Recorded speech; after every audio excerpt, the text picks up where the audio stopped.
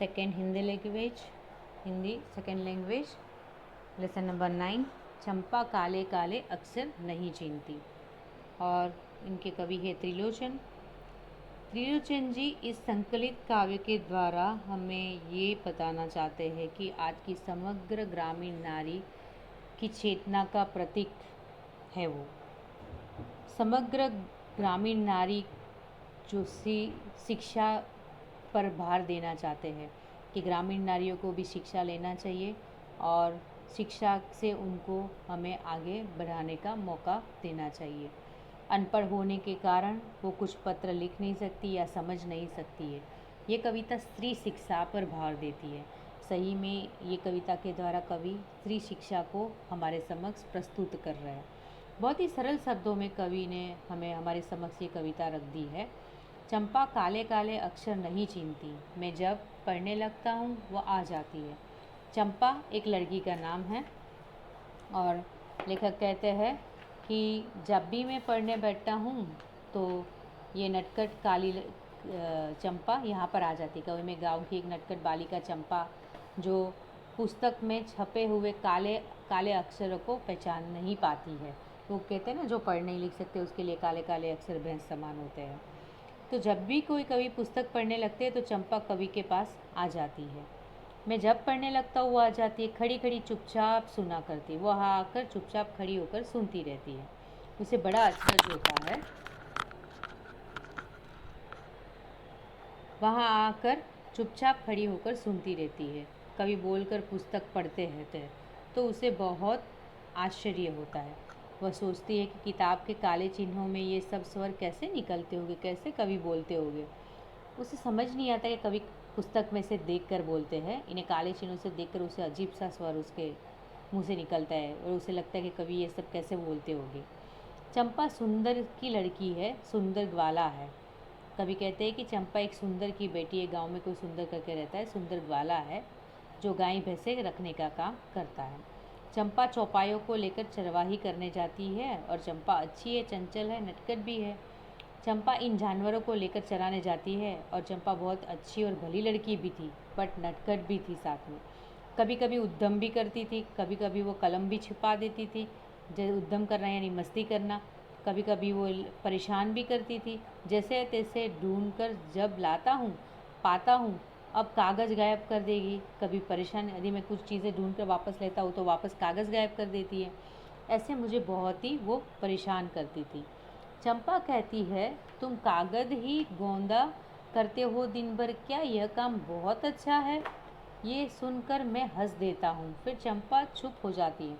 चंपा को बड़ा आश्चर्य सा होता है। दिन भर वो कागज़ पर लिखते रहते हो तो उसे लगता है कि तुम्हारी नज़र से बहुत ही अच्छा काम है क्या? उसकी बातें सुनकर कभी हंस देते हैं कि इसे समझ नहीं आता।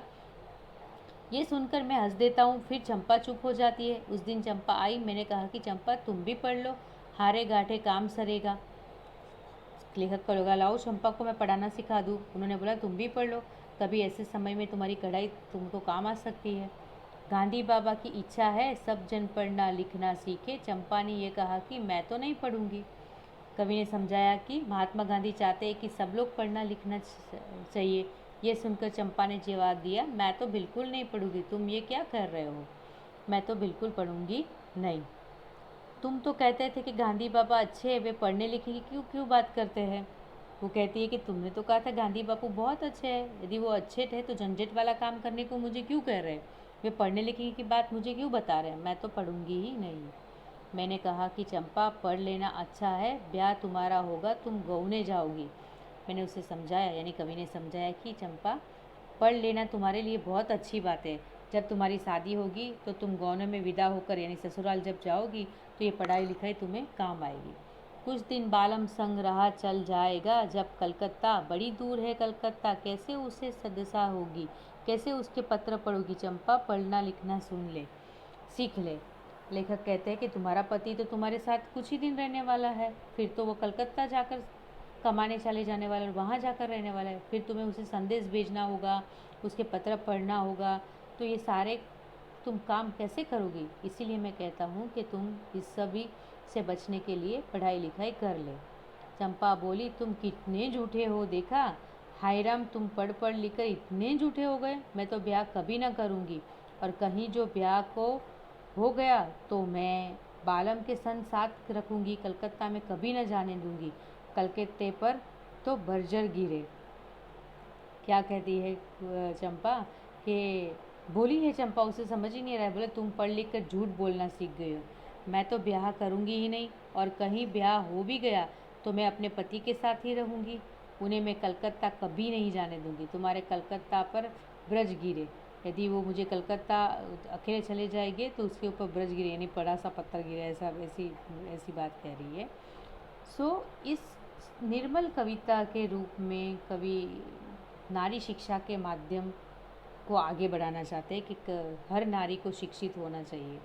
वर्षों पहले भारत के गांव में शिक्षा के प्रति अभिज्ञता का चित्रण किया था। कवि ने नारी के लिए शिक्षित होने की आवश्यकता को ऊपर बल प्रदान किया। ये कविता से कवि का मानना है कि हमारे देश की नारियों को भी गांव में स्पेसिफिकली और लड़कियों को शिक्षित होना चाहिए, ताकि वो अपने कामों को एक नए अंदाज में प्रस्तुत कर सके और खुद के कामों को भी वो समझ सके। सारे बच्चों को कविता का पठन करना है, कविता को समझना है, और ये स्वाध्याय के प्रश्नों के उत्तर लिखकर नोटबुक में रखना है, ताकि आपको शब्दों का भंडार अच्छे से मिल पाए।